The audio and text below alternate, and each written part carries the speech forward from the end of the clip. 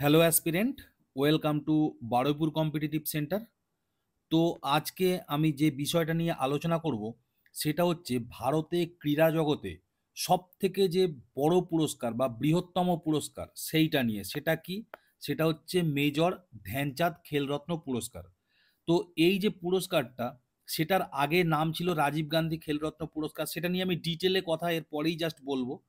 এবং বর্তমানে কি নাম হয়েছে? বর্তমানে নাম হয়েছে ধ্যানচাঁদ খেলরত্ন পুরস্কার, তাই না? এই হচ্ছে আমাদের রাজীব গান্ধী, তাই না? আর এই হচ্ছে ধ্যানচাঁদ, জাস্ট নামটা চেঞ্জ হয়েছে। তো এগুলো নিয়ে আমি ডিটেলে আসছি। পুরস্কারটা কি, কি কি দেওয়া হয় পুরস্কারের সাথে, প্রথম কে পেয়েছিল, বিশিষ্ট ব্যক্তিগণ কবে কবে পেয়েছিল, এগুলো আমি জাস্ট এক্ষুনি আসছি। তার আগে জেনে নাও যে এবছর মানে প্রত্যেক বছরই, প্রায় প্রত্যেক বছরই আর কি, ধ্যানচাঁদ পুরস্কার দেওয়া হয়। তো এবছর 4 জনকে দেওয়া হয়েছে, ঠিক আছে? তো একজনের নাম তোমরা সবাই জানো, সেটা হচ্ছে কি গুকেশ ডি বা ডি গুকেশ, তাই না? খুব বিখ্যাত নাম এখন, মানে এখন সব থেকে চর্চিত নাম যেটা, সেটা কিন্তু এখন ডি গুকেশের নাম, তাই না? তো ইনি দাবা খেলেন, তোমরা সবাই জানো। তার সাথে কি আছে? তার সাথে আছে হচ্ছে হরমনপ্রীত সিং, ঠিক আছে? ইনি হচ্ছে হকি খেলে, ঠিক আছে? হকি টিমের ক্যাপ্টেন হচ্ছে হরমনপ্রীত সিং। আর কে আছে? আর আছে প্রবীণ কুমার সিং, ইনি হচ্ছে প্যারা অ্যাথলেট, ঠিক আছে? তো দুটো সিং, ঠিক আছে? দেখতে পাচ্ছ এখানে দুটো সিং। তোমরা ডি কুকেশের নাম সবাই এমনি মনে রাখতে পারবে। আর দুটো হচ্ছে আমাদের এই পাঞ্জাব প্রদেশ থেকে, মানে সিং টাইটেল আছে, তোমরা বুঝতে পারছো। আর তার সাথে কি, তার সাথে হচ্ছে মানু ভাকার, যিনি হচ্ছে শুটিং খেলার সাথে যুক্ত। এই 4 জন পেয়েছে, ঠিক আছে? তো এই 4 জনের নাম তো আমাদের মনে রাখতেই হবে। তার সাথে কি আছে? তার সাথে একটু ডিটেলে আমাদের জানতে হবে এই মেজর ধ্যানচাঁদ পুরস্কার বা হচ্ছে রাজীব গান্ধী খেলরত্ন পুরস্কার পুরো ডিটেলে। তো সেখানে কি বলছে দেখো, এই যে পুরস্কারটা, সেটা আগে কি নাম ছিল? আগে ছিল রাজীব গান্ধী খেলরত্ন পুরস্কার। এই হচ্ছে আমাদের রাজীব গান্ধী, ঠিক আছে? রাজীব গান্ধী কে ছিলেন? তোমরা সবাই জানো, জওহরলাল নেহরু। তার মেয়ে ছিল কে? তার মেয়ে ছিল হচ্ছে ইন্দিরা গান্ধী, তাই না? এই ইন্দিরা গান্ধীর ছেলে ছিল কে? রাজীব গান্ধী। এই রাজীব গান্ধীরই ছেলে হচ্ছে বর্তমানে যে রাহুল গান্ধী আছে, তিনি আর কি। বোঝা গেল? তো এই রাজীব গান্ধী নিয়ে একটা কথা বলে দিই, ইনি হচ্ছে ভারতবর্ষের সব থেকে কনিষ্ঠ প্রধানমন্ত্রী, ঠিক আছে? উনি মাত্র 40 বছর বয়সেই কিন্তু দেশের প্রধানমন্ত্রী হয়ে যায়।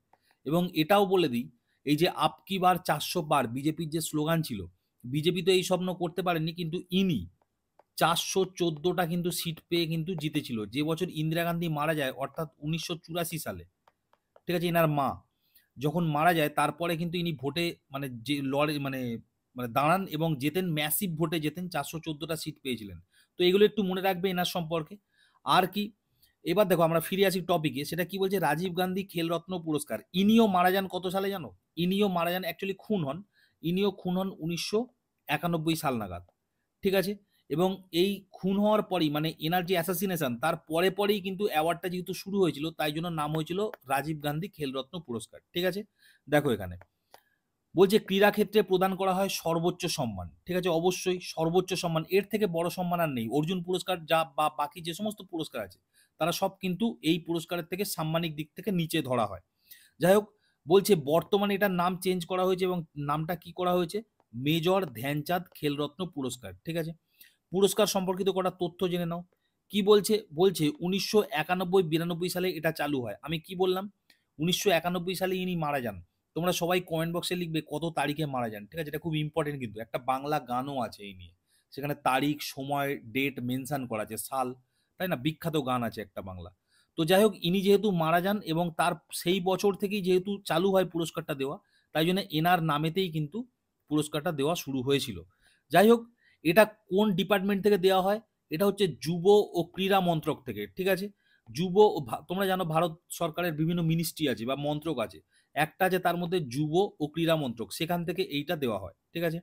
এখানে কি হচ্ছে? এখানে কাদেরকে দেওয়া হয় দেখো, বলছে প্রধানত একজন ক্রীড়াবিদের অসাধারণ পারফরমেন্সের জন্য প্রতি বছরই প্রায় এই পুরস্কারটা দেওয়া হয়, ঠিক আছে? এই পুরস্কারটার সাথে কি কি দেওয়া হয়? একটা হচ্ছে প্রশস্তি পত্র, সঙ্গে পদক। তোমাদের পদকের ছবিটা আমি এখানে দিয়েছি, দেখো এইটা হচ্ছে পদকের ছবি। এই পদকটা এখন একটু দেখতে হয়তো আলাদা করেছে, কারণ এটা ছিল রাজীব গান্ধী খেলরত্ন, এখন ধ্যানচাঁদ করে দিয়েছে, এখন মেবি একটু আলাদা করে দিয়েছে, কিন্তু এইরকমই মোটামুটি। তো যাই হোক, আর তার সাথে কি হচ্ছে? তার সাথে নগদ টাকা, ঠিক আছে? বেশ অনেকটা টাকা দেওয়া হয়, 25 লাখ টাকা দেওয়া হয়। বোঝা গেল? এটা হচ্ছে, মানে আগে এতটা দেওয়া হতো না, 2020 সালের পর থেকে এটা বাড়ানো হয়েছে। নেক্সট দেখো, এবার চলো মেজর মানে ধ্যানচাঁদ পুরস্কার 2024 এবং কোন কোন বিষয়ে, মানে কাদেরকে দেওয়া হবে, সেই সমস্ত জিনিসগুলো কি বলছে? বলছে অলিম্পিক, প্যারা অলিম্পিক, কমনওয়েলথ, এশিয়ান গেমস, বিশ্ব চ্যাম্পিয়নশিপ, ক্রিকেট সহ অন্যান্য আন্তর্জাতিক মানে প্রতিযোগিতায় অসাধারণ পারফরমেন্সের জন্য এই পুরস্কার দেওয়া হয়। এই পুরস্কার প্রথম কে জিতেছিলেন? বিশ্বনাথন আনন্দ। ঠিক আছে, খুব ইম্পর্টেন্ট। এই যে আজকে ডি গুকেশ দেখছো, ঠিক আছে, এই ডি গুকেশকে তোমরা এই যে দেখছো, এই ডি গুকেশ হচ্ছে কিন্তু বিশ্বনাথ আনন্দ স্যারেরই কিন্তু ফল। ঠিক আছে, কবি সুকান্তর একটা কবিতা আছে, ঠিক আছে, রবীন্দ্রনাথের প্রতি বলে, সেখানে একটা লাইন ছিল, তোমার দানের মাটি সোনার ফসল তুলে ধরে। ঠিক আছে, মানে কি কবি সুকান্ত বলতে চাইছে যে রবীন্দ্রনাথ কবিতা টবিতা লিখে টিকে কি মানে সমাজটাকে এত সমৃদ্ধ করে দিয়েছে বা লেখালেখির মাধ্যমে যে একটা নতুন দিগন্ত খুলে দিয়েছে, তার জন্যই সুকান্তরা আর কি পরবর্তীকালে লিখতে পেরেছে। তাই জন্য সুকান্ত কবি নিজে বলছেন যে তোমার দানের মাটি সোনার ফসল তুলে ধরে। ঠিক এখানেও সেম জিনিসটা খাটে, তাই জন্যই আমি এই কথাটা বলছি আর কি। ঠিক আছে, ডি গুকেশ টি গুকেশ জিতছে কেন? তার কারণ হচ্ছে এই বিশ্বনাথ আনন্দ স্যারের জন্যই। ঠিক আছে, ইনি হচ্ছে প্রথম মানে ভারতবর্ষ থেকে আর কি মানে প্রথম গ্র্যান্ড মানে এই চ্যাম্পিয়ন্স হয়েছিল আর কি দাবাতে। এবং উনি কি হচ্ছে ওনার বিভিন্ন ইনস্টিটিউশন আছে বা বিভিন্ন এই শেখানোর ব্যাপার স্যাপার আছে, জুনিয়রদের এগিয়ে নিয়ে যাওয়ার ব্যাপার আছে, সেখানে ডি গুকেশ, প্রজ্ঞানন্দ সবাই দেখবে ওনারই স্টুডেন্ট। বোঝা গেল? তো এনার একটা বই আছে, বইটার নাম হচ্ছে মাইন্ড মাস্টার। ঠিক আছে, মাইন্ড মাস্টার, তোমরা বইটা পারলে একবার ছবিতে দেখতে পারো। ঠিক আছে, মাইন্ড মাস্টার খুব বিখ্যাত, বারবার কিন্তু পরীক্ষায় আসে। তো আর ইনি হচ্ছে 5 বার কিন্তু ওয়ার্ল্ড চ্যাম্পিয়ন হয়েছে, এটাও পরীক্ষায় আসে। 5 বার ওয়ার্ল্ড চ্যাম্পিয়ন হয়েছে। ডি গুকেশ তো এই প্রথমবার হলো, তাই না? ইনি হচ্ছে 5 বার ওয়ার্ল্ড চ্যাম্পিয়ন হয়েছে। তো যাই হোক, এছাড়াও কি আছে? এছাড়াও হচ্ছে দেখো সচিন তেন্ডুলকার, ইনি তো পাবেনই, তাই না? ক্রিকেটের যাকে ভগবান বলা হয় তাকে তো পাবেনই, উনি অনেক আগেই পেয়েছে, 1997-98 সালে পেয়েছে। লিয়েন্ডার পেস তোমরা সবাই জানো, টেনিস খেলার সাথে যুক্ত, উনিও পেয়েছে। অভিনব বৃন্দা, ইনি 2001 সালে পেয়েছে। এই নামটা একটু মনে রাখবে। ভারতবর্ষের প্রথম প্রথম অলিম্পিকে গোল্ড মেডেল কিন্তু ইনিই পেয়েছিলেন, তাই না? এখনো পর্যন্ত অলিম্পিকে গোল্ড মেডেল দুজন পেয়েছে, অভিনব বৃন্দা আর কে, আর হচ্ছে নীরাজ চোপড়া। ঠিক আছে, এই নীরাজ চোপড়া 2021 সালে হচ্ছে, দেখো এখানে লেখা আছে, উনিও হচ্ছে এই মানে ধ্যানচাঁদ অ্যাওয়ার্ড পেয়ে গেছে, তাই না? বেস্ট মানে অ্যাওয়ার্ড, খেলার খেলরত্ন অ্যাওয়ার্ড। খেলরত্ন হিসেবে মনে রাখবে ধ্যানচাঁদ হোক বা হচ্ছে তোমার রাজীব গান্ধী হোক, ওটা বড় কথা নয়, কিন্তু খেলরত্ন অ্যাওয়ার্ডটা পেয়ে গেছেন, তাই না? তো যাই হোক, এখনো পর্যন্ত যেটা বললাম, দুজন গোল্ড মেডেল পেয়েছে অলিম্পিকে, একটা হচ্ছে অভিনব বিন্দা আর একটা হচ্ছে কি নীরাজ চোপড়া। আর যাই হোক, বিরাট কোহলিও 2018 সালে কিন্তু এই অ্যাওয়ার্ডটা পেয়ে গেছিল। এইবার বলে দিই, দেখো 2021 সালেই হচ্ছে এই পুরস্কার মানে পুরস্কারটার নামটা চেঞ্জ করে দিয়ে করা হয়েছে মেজর ধ্যানচাঁদ খেলরত্ন পুরস্কার। ঠিক আছে, রাজীব গান্ধী নামটা ওখান থেকে সরিয়ে দেওয়া হয়েছে। এবার বলে দিই, এই একটা কোশ্চেন ইদানিং আমি দু একটা মক টেস্টে দেখতে পেয়েছি, মানে দু একটা মকের কোশ্চেনে দেখতে পেয়েছি, যে বলছে যে প্রথমবার মেজর ধ্যানচাঁদ খেলরত্ন অ্যাওয়ার্ড কে পাচ্ছে, তাহলে কিন্তু উত্তর হবে নীরাজ চোপড়া। ঠিক আছে, ওখানে নীরাজ চোপড়া কিন্তু তোমার অপশানে ছিল। ঠিক আছে, ওখানে কিন্তু অভিনব বিন্দা অপশানে, এই সরি মানে আমাদের বিশ্বনাথ স্যারের কিন্তু অপশানে নামই ছিল না। তার কারণ দেখো, নামটা চেঞ্জ হওয়ার পরে প্রথম মেজর ধ্যানচাঁদ অ্যাওয়ার্ড, আমি কিন্তু রাজীব গান্ধী খেলরত্ন বলছি না, দুটো অ্যাওয়ার্ড একই অ্যাওয়ার্ড, কিন্তু নামটা পরিবর্তন হওয়ার পরে প্রথম যে অ্যাওয়ার্ডটা পেয়েছিল সেটা কিন্তু আমাদের নীরাজ চোপড়াই পেয়েছিল, গোল্ডেন বয়, তাই না? নেক্সট দেখো, এবার কি হচ্ছে, এবার দেখো এই 4 জন অ্যাওয়ার্ড পেয়েছে, আমরা বলেই দিয়েছি আগে নামটা, ডি গুকেশ, ঠিক আছে, দুটো সিং, তার মধ্যে একটা হচ্ছে হরমনপ্রীত সিং যে হকির ক্যাপ্টেন, প্রবীণ কুমার সিং প্যারা অ্যাথলেট, আর তার সাথে মানু ভাকার। এখানে দুজনার নাম তোমাদের একটু ডিটেলে জানতে হবে, ডি গুকেশ আর মানু ভাকার। কেন? তার কারণ হচ্ছে এনাদের নামটা কিন্তু এখন মানে খুব চর্চিত। ঠিক আছে, তো এনাদের এনাদের সম্পর্কে একটু ডিটেলে জেনে নাও, কেননা পরীক্ষায় কিন্তু ডিটেলে কোশ্চেন আসতেই পারে। এনাদের বাড়ি কোথায়, তাই না? বা ন্যাশনাল গেম কবে জিতেছিল, বাস মানে একদম পার্টিকুলার কোশ্চেন দিতে পারে, সুতরাং এনাদের দুজনের সম্পর্কে একটু আমাদের জানতে হবে। প্রথম কথা দেখো, ডি গুকেশ বলার দিন কিন্তু আমাদের শেষ হয়ে গেছে। তার কারণ কি, প্রথম প্রথম যখন কেউ একজন সেলিব্রিটি হয়, তখন আমরা শর্ট নামে তাকে ডাকি, তাই না? যেমন আর প্রজ্ঞানন্দ বলতাম, ডি গুকেশ গুকেশ বলতাম। এখন কিন্তু মেজর ধ্যানচাঁদ অ্যাওয়ার্ড পেয়ে গেছে, তাই না? সুতরাং এখন কিন্তু আমাদের পুরো নামটা জানতে হবে। বোঝা গেল? আমি ওই জন্যই বললাম ডি গুকেশ নামটা কিন্তু আমাদের বলার দিন শেষ হয়ে গেছে, এখন কিন্তু পুরো নামটা বলতে হবে। তার নাম কি? ডোম্বারাজু গুকেশ। ঠিক আছে, ডোম্বারাজু গুকেশ, সংক্ষেপে ডি গুকেশ। ঠিক আছে, ইনি কি ভারতীয় একজন দাবা গ্র্যান্ড মাস্টার। ঠিক আছে, বর্তমানে দাবায় হচ্ছে বিশ্ব চ্যাম্পিয়ন। এবার দেখো, এ 2006 সালে জন্মগ্রহণ করেছে, মাত্র 12 বছর বয়সে গ্র্যান্ড মাস্টার কিন্তু উনি উপাধি অর্জন করেছে। ঠিক আছে, এবং তিনি গ্র্যান্ড মাস্টার উপাধি অর্জন করার দিক থেকে কি হচ্ছে, তৃতীয় কনিষ্ঠতম। বোঝা গেল? এবং এই সময় তোমরা ভিডিওতে হয়তো অনেকেই দেখে থাকবে যে একটা ইন্টারভিউ নেওয়া হয়েছিল, উনি তখন অনেক ছোট, ঠিক আছে, অনেকটা ছোট। বলা হয়েছিল যে তোমার ড্রিম কি? তখন বলেছিল যে আমি সর্বকনিষ্ঠ বিশ্ব দাবা চ্যাম্পিয়ন হতে চাই। তো উনি সেটাই কিন্তু করে দেখালো। 18 বছর বয়সে তিনি সর্বকনিষ্ঠ বিশ্ব দাবা চ্যাম্পিয়ন হিসাব মানে চ্যাম্পিয়নশিপ খেতাব কিন্তু উনি জিতলেন। কার এগেনস্টে জিতলেন? চীনের ডিং লরেন, তাই না? চীনের ডিং লরেনকে উনি হারালেন। এটা একটা বলে দিই, ডিং লরেন কিন্তু লাস্ট টাইম কিন্তু উনি চ্যাম্পিয়ন ছিলেন। আর ইনি কিন্তু খেলার মধ্যে একটা ব্লান্ডার করে ফেলেছিলেন। তোমরা যদি ভিডিওটা একবার তোমরা মানে জাস্ট ইউটিউবে সার্চ করবে, ডি গুকেস ভার্সেস মানে ডিং লরেং, এবং ব্লান্ডারটা পাশে লিখে দেবে, দেখবে একটা ব্লান্ডার করে ফেলেছিল, তাই না? যারা দাবা একটু আধরা খেলা বোঝে তারা বুঝতে পারবে আর কি। একটা ফাট করে একটা ব্লান্ডার করে দেয় এবং যার জন্যই কিন্তু এই চ্যাম্পিয়ন হয়ে যায়। যাই হোক, তো এনার জন্ম কোথায়? এনার জন্ম হচ্ছে তামিলনাড়ুতে, ঠিক আছে? ডি গুকেসের জন্ম কিন্তু তামিলনাড়ুতে। তাই জন্যই তামিলনাড়ুর হচ্ছে মুখ্যমন্ত্রী M Stalin, M K Stalin কি করছে? তাকে হচ্ছে নিজের রাজ্যের সন্তান বলে মানে অভিনন্দন জানাচ্ছে, ঠিক আছে? এবং শুধুমাত্র তামিলনাড়ুর মুখ্যমন্ত্রী নয়, সাথে অন্ধ্রপ্রদেশের মুখ্যমন্ত্রী। তোমরা নিজেরাও জানো, এই যে যদি ভারতের ম্যাপ আঁকি, এই নিচে যদি তামিলনাড়ু হয়, তার উপরে কে আছে? তার উপরে হচ্ছে আমাদের অন্ধ্রপ্রদেশ আছে, ঠিক আছে? তো যাই হোক, তো অন্ধ্রপ্রদেশের যে মুখ্যমন্ত্রী চন্দ্রবাবু নাইডু, উনিও কি করছে? রাজ্যের সন্তান বলছে এবং বলছে তাকে অভিনন্দন জানাচ্ছে, ঠিক আছে? এবং এখানে একটা কন্ট্রোভার্সিও হয়েছিল। এই হচ্ছে যে কার্লসেন যে আছে 5 বারের বিশ্ব চ্যাম্পিয়ন, ঠিক আছে? সেই কার্লসেন কিন্তু এই ব্লান্ডার যেটা হয়েছিল সেই নিয়ে একটা মানে মন্তব্য করেছিল এবং দাবার মানে কি বলবো মান নেমে যাচ্ছে টেমে যাচ্ছে এই সমস্ত কিছু বলেছিল, তাই নিয়ে একটা সমালোচনাও হয়েছিল। যাই হোক, নেক্সট হচ্ছে আমাদের মানু ভাকের, ঠিক আছে? এই মানু ভাকের হচ্ছে 2002 সালে জন্মগ্রহণ করছে, ঠিক আছে? এই মানু ভাকের হচ্ছে কি, দেখো এখানে বলছে যে ভারতীয় ক্রীড়া শুটার, ঠিক আছে? উনি একজন শুটার, এইটা মনে রাখতেই হবে। এটা তোমরা ওখানেও দেখেছিলে, তাই না? প্রথম পেজেতেই দেখেছিলে। এর সাথে প্রাথমিক জীবনটা আমি এখানে কেন এনেছি, জাস্ট ওনার মানে জায়গাটা জানার জন্য।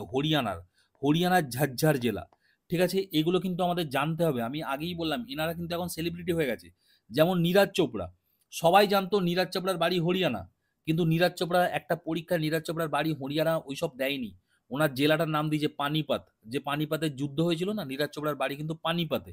পরীক্ষায় এক্স্যাক্টলি পানিপত নামটাই দিয়েছিল, মানে হরিয়ানার 4টে জেলার নাম দিয়েছিল। সুতরাং এগুলো কিন্তু আমাদের জানার সময় হয়ে গেছে, ঠিক আছে? হরিয়ানার ঝাজ্জার জেলায়, গ্রাম না জানলেও চলবে, তো উনি ওখানে জন্মগ্রহণ করেন, ঠিক আছে? এখানে আর তেমন কিছু জানার দরকার নেই আর কি, জাস্ট একবার রিডিং পড়ে নেবে। ছোটবেলা থেকে বিভিন্ন খেলাধুলা করতেন, টেনিস, মানে স্কেটিং, মণিপুরি হচ্ছে মার্শাল আর্ট, ঠিক আছে? এই মণিপুরি মার্শাল আর্ট, এই যে থাংটা, এটা তোমাদের পরীক্ষা আলাদা করে কোশ্চেন আসে, ঠিক আছে? যে মণিপুরের মার্শাল আর্টকে কি বলে? থাংটা। এটা একটু মনে রেখে দেবে, ঠিক আছে?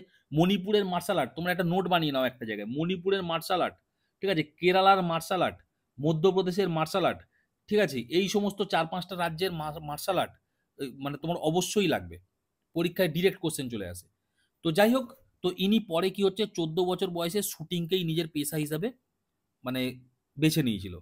এবার ক্রীড়া জীবন কি হচ্ছে দেখো, ক্রীড়া জীবন হচ্ছে উনি প্রথম হাইলাইট হয় কবে জানো? 2017 সালে, ঠিক আছে? 2017 সালে হচ্ছে জাতীয় গেমসে, ঠিক আছে? জাতীয় গেমসে যেটা কোথায় হয়েছিল? কেরালায় হয়েছিল। উনি 9টা স্বর্ণপদক জিতেছিল, এখানেই সবার উনি নজর কেড়েছিলেন, ঠিক আছে? এবং পরবর্তীকালে মানে বিভিন্ন ইন্টারন্যাশনাল লেভেলেও কিন্তু উনি মানে স্বর্ণপদক জিতেছিল। যেমন হচ্ছে দেখো, কমনওয়েলথ গেমসে উনি মহিলাদের ইভেন্টে 10 মিটার এয়ার রাইফেলে স্বর্ণপদক জিতেছিল। এরপরে 2024 সাল এবং অলিম্পিকের সাল, ঠিক আছে?